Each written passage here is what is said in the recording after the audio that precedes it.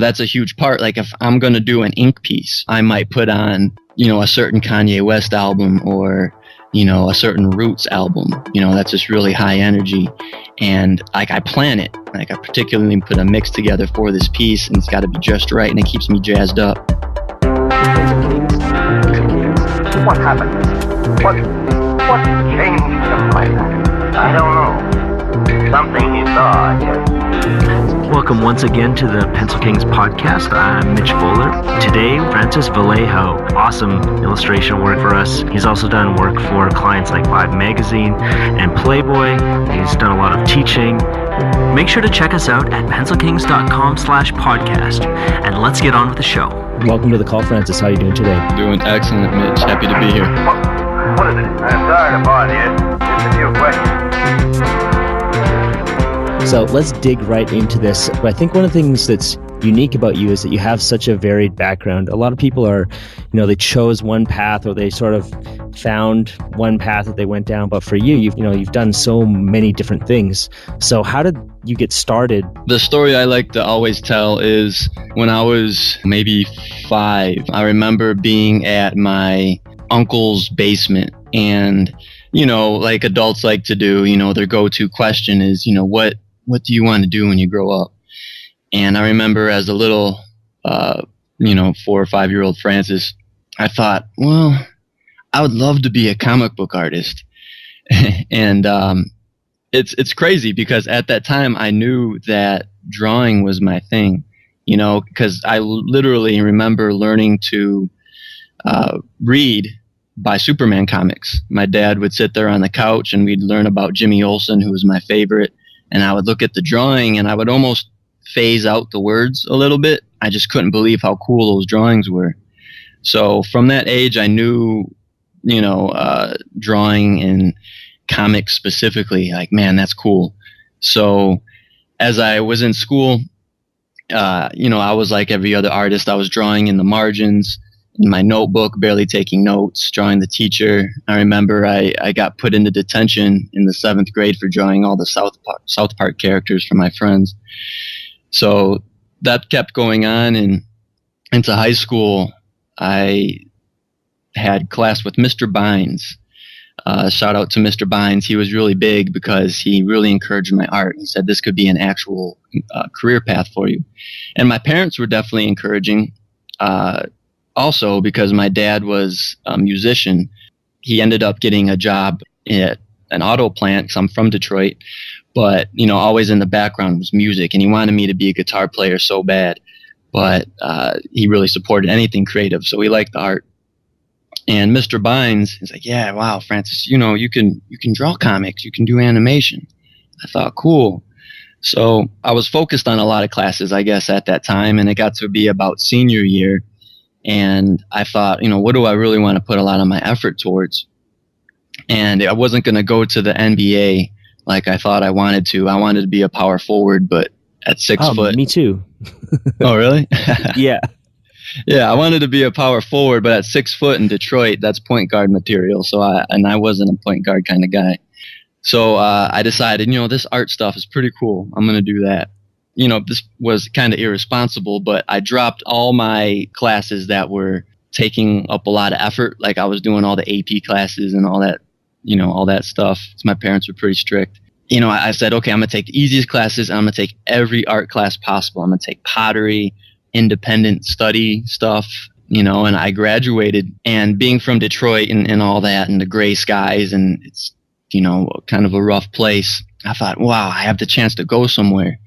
So I applied to schools in Detroit, and I remember they didn't really want to help me get into the school because I remember them saying, well, I like your work, but you need to work on your composition. And I said, well, what's composition? I don't know what that is.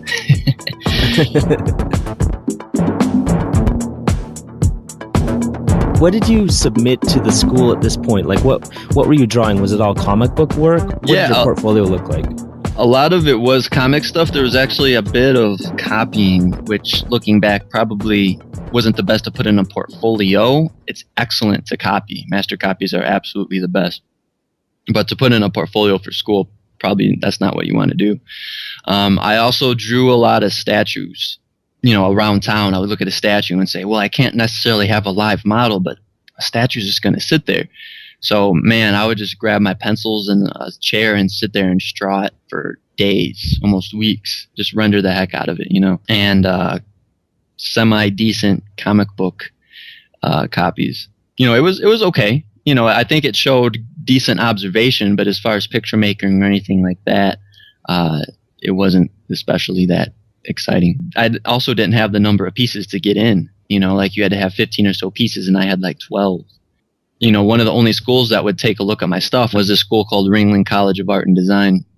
I didn't know too much about them, but they liked my stuff, and they said, I might have the chance for a scholarship. I looked at their catalog, and it had a picture of a pretty girl next to a palm tree. And I'm like, I'm sold. And it's in Florida, coming from Detroit and anywhere. I'm like, this is where I want to go. Gotcha. And I think Ringling is a really good school. I worked with a couple guys that had gone through the program, and I was really impressed with the work that they were doing. They were a few years younger than I was, pretty fresh out of school. But yeah, I think it's a very serious program for anybody listening and evaluating schools. Would you recommend it, Francis? I could talk forever on art, formal art education. There's some solid stuff at Ringling. The thing is that higher education in art, especially like 4-year schools or whatever, is just so expensive. I have a hard time recommending them to anyone. True. But disregarding that, Ringling does have some good people there, and they definitely help me out. But for anyone that is looking into higher education in the arts, heavily consider it. With the current economy and, the way things are right now, and with the internet, there's so many alternatives that, it's a big decision. My dream was to go to an art school in San Francisco. I think it was the Academy of Art, maybe. It's been so long ago, but as a foreign student, it was going to be $40,000 or something, and that was just my tuition for 1 year, and I wouldn't have fed myself or put myself a roof over my head, and so it just became an impossible dream, or I just kind of shut down at that point with the cost. And so I went to school in Canada, and it was, I'm not a huge fan of my schooling, but when I found out what people had paid to go to art school, I was just completely floored. People were graduating with 6-figure or near 6-figure debt to go to art school. It seems like that's normal for top art schools, and everybody seemed to get jobs when they worked really hard and they were talented. But to have that amount of debt was... I like to be real forthcoming with my numbers. I'm at $140,000 right now from Ringling, which is just, that's not cheap.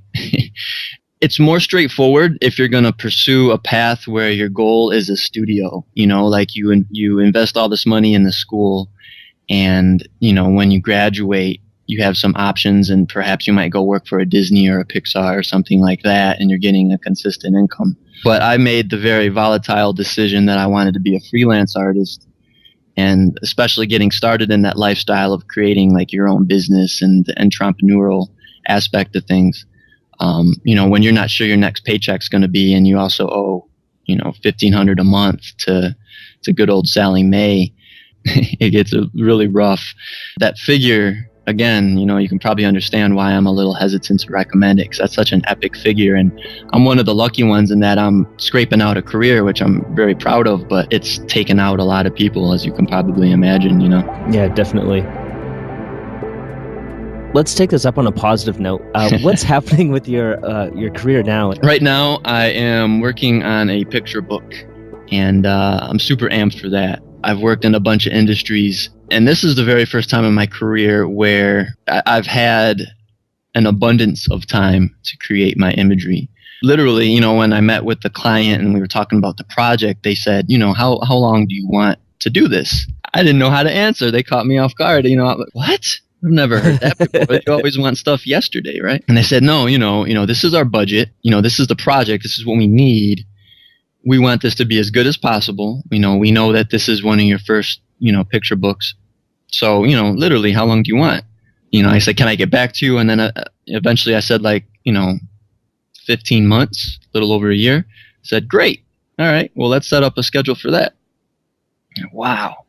So I am about getting towards halfway into that right now, and right after we get off this podcast here, I'm going to be in the studio working on some final revisions for some sketches, and then I'm going to start getting into the painting. So it's going to be about 20 paintings. The last 5 years, I've really devoted to drawing and improving my draftsmanship. I do have a background in painting, so to get back into that's going to be really exciting. That's what's taking up a lot of my hours right now. And how did you come up with the number of 15 months? It seems like, 20 paintings, so roughly a little bit less than a month.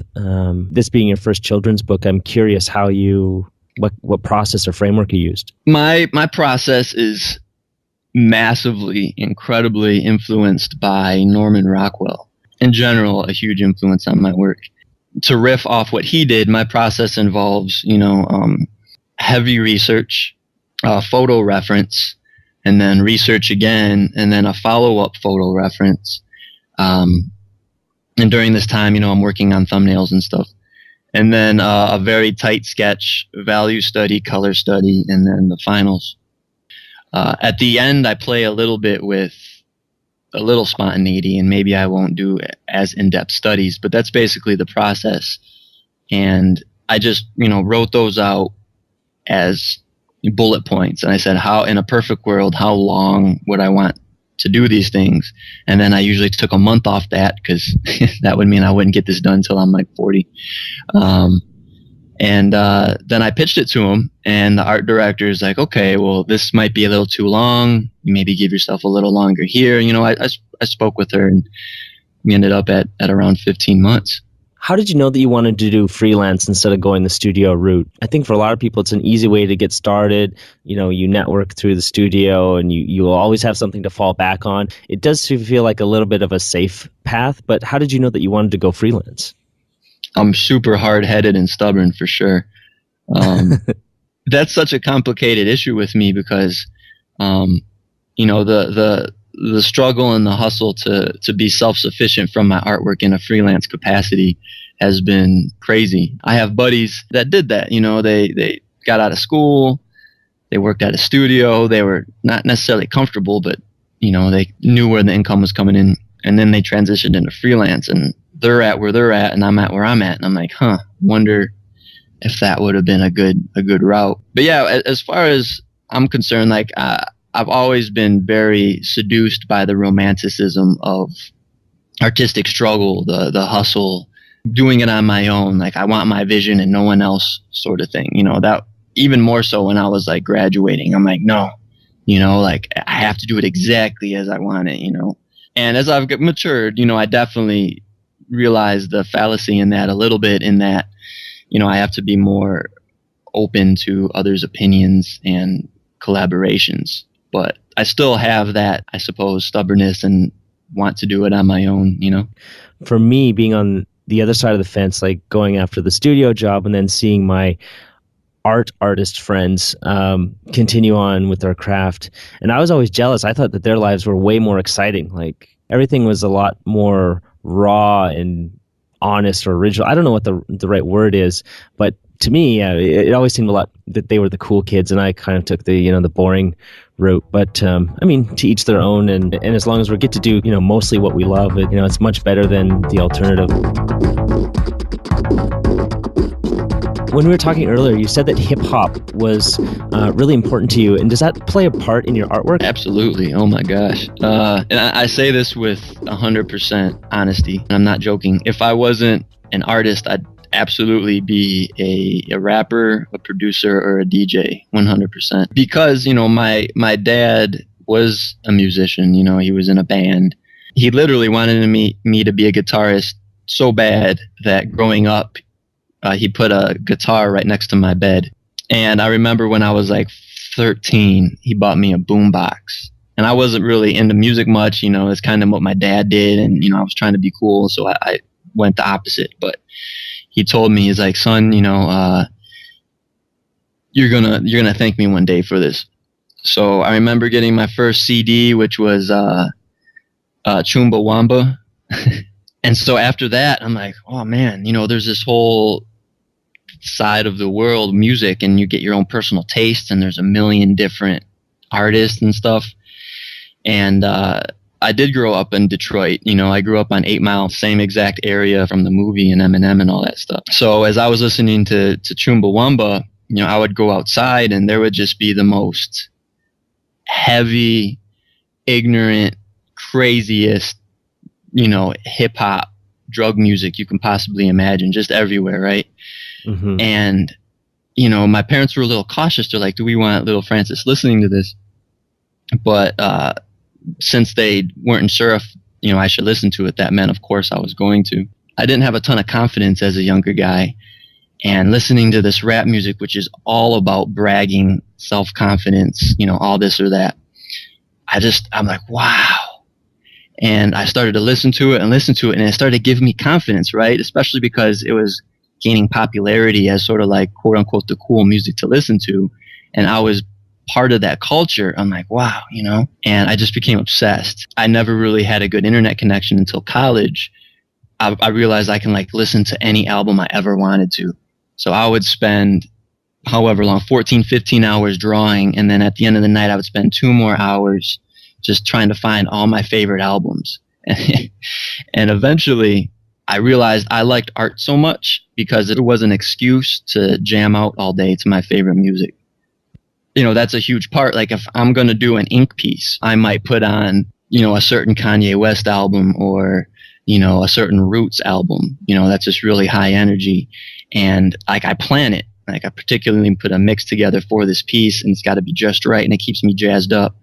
Or if I'm going to thumbnail or do something like that, I'm going to put on a really good instrumental like, Arab music or something, so on and so forth. Music is such a big deal. Like whatever task I'm doing, I have to have the soundtrack for that. The washing the clothes soundtrack or the doing the dishes soundtrack. It's just part of me, and I just bring that back to my dad. It's a big influence. Why don't you tell us a little bit about what you've got coming up and some of the things that you're excited about for the future? In the background, I've been working on a project for about 3 years now, but I'm trying to have a big reveal at the beginning of next year. But it involves everything that I'm interested in. It involves photography and video and a bit of fashion and comics and painting and all this stuff. And it's a self-generated project. So look for that at the beginning of next year. And then I suppose a big thing is I'm looking to move to LA. It has the people I want to be around in one place, because my choice right now is between New York and LA. And I love New York, but the gray stressfulness of the city isn't my thing, especially, with the music aspect of things and where I'm taking my work. LA is definitely the spot. So just talking to my buddies, how to handle the logistics of finding a decent place and then, finding a studio spot, just slowly working on all that as I work on the book project. Is that scary for you, or is that part of the adventure that it's something that excites and inspires you? How do you feel about moving to a new place? I love it. It's kind of counterintuitive because I'm an only child, right? And, I'm real close with my folks. I remember when they dropped me off at college, my mom was, bawling tears and my dad was, sweating from the eyes, just trying to be cool. I might have squeezed out a tear or two, and then they left and I was like, yes, this is great. So I've always been super open to new things. I think that's like key to life is just, delving into new experiences. When you keep repeating things get a little stagnant, and that goes with art and everything. So I just can't wait. I've made a lot of choices on a whim to move or to do things. And I like that the butterflies in the stomach before something, that means you're about to do something good. Was there anything unique about now? Why now go to LA? Why not 2 years ago or 2 years in the future? Because I had to relocate for my career. And I imagine there's a lot of other people that, the opportunities that you want just aren't in your hometown, or they're not, an hour or two drive away. You got to go somewhere else. You got to go to New York, or you got to go to LA if you want to get to that next level. What is it about now that makes it seem like the right time to go to LA? So, I was from Detroit, and then I moved to Florida for school. I moved back to Detroit just to kind of, figure out what I want to do. And then I moved to Austin, Texas, and that was because of actually a job I had leading a studio. And I know I always said I did the freelance thing, and I did, but like on the side. I was sort of like a teacher administrator for a school, and then I also did the freelance thing. And then that ended, and I came back to Florida to study with a master artist called George Pratt, who I actually share a space with right now. And so kind of my thinking was I was in Austin, then I would come to Florida, and I would really get another kick in the ass for my skills, you know, just to really brush up on my draftsmanship, clear my head up, you know, get a good vision of what I'm trying to do, you know, because in those early years, you're doing everything, and I definitely did. Now, you know, I know the clients I want. Like, I have a laser focus on the clients I want. Basically, LA type clients, you know, like certain clothing manufacturers, silkscreen, people in the music industry, the hip hop industry, especially, you know, and LA is definitely that spot. And I also have to mention that my girlfriend, she's a model. So LA is definitely the spot for her. And we wanted to find a place that works for both of us. So every time we like, okay, this is what I'm trying to do, there's just like a glowing Los or LA sign just at the end of every conversation. So it's like, okay, it's time to do this. It seems like it's the right place to be. Thought it was a fair gamble. Either I'd find myself or get it out of my system. You have been studying under a mentor right now, and I haven't heard a lot of people that go back for that experience. So I think that's really unique and really interesting. How did you select the mentor? Is it somebody that you found online? Is it somebody that you knew from your time in Florida? When I was at Ringling, by far, in a way, the best teacher I had was this gentleman called George Pratt. While I was at Ringling and after Ringling, I did an outside art program called the Illustration Academy, which was incredible, and he happened to be there. He was an artist from Texas, and he got into art because of comic books, and then he transitioned into painting, and then he went on and made a bunch of documentaries on the blues and had gallery shows, and his two favorite mediums, for the most part, are oil and ink. You know, as I developed as an artist, literally all that aligned with me. I'm like, wow, you know, I loved his ink work. It was just, you know, outrageously expressive. His painting was just aggressive, like guttural. You know, like we both talk about, we want our artwork to sound like the music we love. So we just got along really well too. Just great guy. And he would teach less than he would do. You know, like I would say, you know, hey George, I can't figure out cool color schemes. And it would be like 11 at night. And he'd be like, oh man, you know what? Come over to my house and we'll just jam for all night. And he wouldn't really say anything about cool color schemes. He would just pull out a painting and he would paint a cool color painting for the next 4 hours. And I just sit there like mind blown, like, so when I was in Austin, I try to say this with as little ego as possible, but being at the top of a studio educational environment, I was kind of like the go-to guy, right? And I appreciated that, and that taught me a lot, but I have a strong belief that you always want to be the worst in whatever group you're in. You know, you always want to surround yourself with just incredible people, whether it's art or just being nice. Yeah. And I needed that person to like embarrass me every time I made a mark on the paper and to make me scared that I was just the worst artist in the world. I wanted that. Yeah, I knew exactly who that was going to be, and I called him up. I said, hey, George, you know, maybe we can work out some sort of situation. He's like, oh, you know, I'm renting out a studio. Do you want to split it? Like, boom, I was there in like a couple months. I love it. And what I think is so great about that story is how everything aligned in your both of your loves of music and the timing of everything, and kind of like you're both at the Illustration Academy at the same time. So just a lot of little, you know, life, if you're attuned to it, you know, life will show you these signs along the way that helps guide you and gives you reassurance that you are, you know, going down the right path. So Sure. Can we get your URL and your email where people can get in touch with you online? For sure. It's Francis Vallejo. That's FrancisVallejo.com.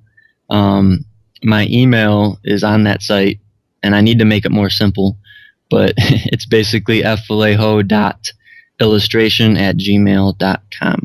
I'm on Tumblr francisvallejo.tumblr for my blog. Twitter is twitter.com/francisvallejo, and my Instagram, which I have yet to put any pictures, but I will soon get real busy on Instagram, is Francis Vallejo Art.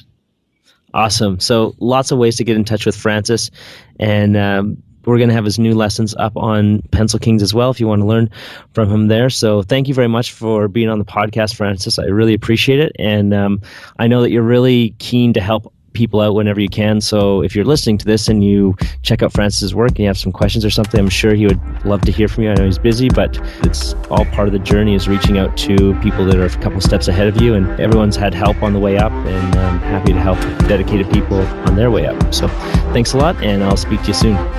It's been a pleasure. Thank you. You don't understand. We saw something that changed things. That's what happens to all of us. Doesn't matter if we really see it or only imagine we do. We see something that changes us. With each interview, there's always one or two big takeaways that could really help you if you're stuck. If you want to grab that report and get the email updates whenever we release a new episode, head over to pencilkings.com/podcast-bonus. Pencil Kings.